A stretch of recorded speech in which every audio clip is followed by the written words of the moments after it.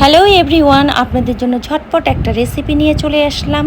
আজকাল কোনো না কোনো কাজে আমরা সবাই ব্যস্ত হয়ে গেছি, তাই আপনাদের জন্য কচু শাকের রেসিপি। সেটা হচ্ছে, প্রথমে আপনারা ধুয়ে নেবেন 3 বার এইভাবে, তারপরে স্ট্রেনারে রাখবেন, পানিটা ঝরিয়ে যাবে। এতে আপনাদের হাতটা চুলকাবে না আগে থেকে ধুয়ে নিলে। তারপরে ছোট ছোট টুকরো করবেন। টুকরো করার পরে আমরা চলে যাব মেন রান্নায়। প্রেশার কুকারে আমি এই রান্না করেছি, যেগুলো সব আমি দিয়ে দিব। এর সাথে আছে আমি আজকে মসুর ডালের সাথে করেছি, তাই আমি মসুর ডাল আপনাদেরকে দেখিয়ে দিচ্ছি।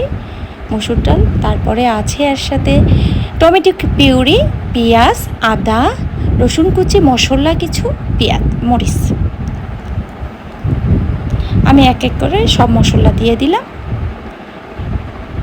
দেওয়ার পরে এরপর এখানে লবণ, কিছু হলুদ আর তেল যার যার ইচ্ছে মতো আপনারা দিয়ে দিবেন, যে যেমন খেতে পছন্দ করেন। আরেকটা জিনিস এখানে অ্যাড করতে হবে, সেটা হচ্ছে আপনারা লেবু দিতে পারেন, না হলে তেঁতুল, আবার কেউ কাঁচা আমও ব্যবহার করতে পারেন এই জায়গায়। এরপরে পানি দিয়ে দিব কিছু, তারপরে আমরা ঢাকনাটা লাগিয়ে দিব। 3 বার সিটি দিবে। দেওয়ার পরে এটাকে একটু রেস্টে রাখে খুলবো। খোলার পরে আমি একটা মশলা ইউজ করি, সেই গুঁড়া মশলাটা আমি দিয়ে দিলাম।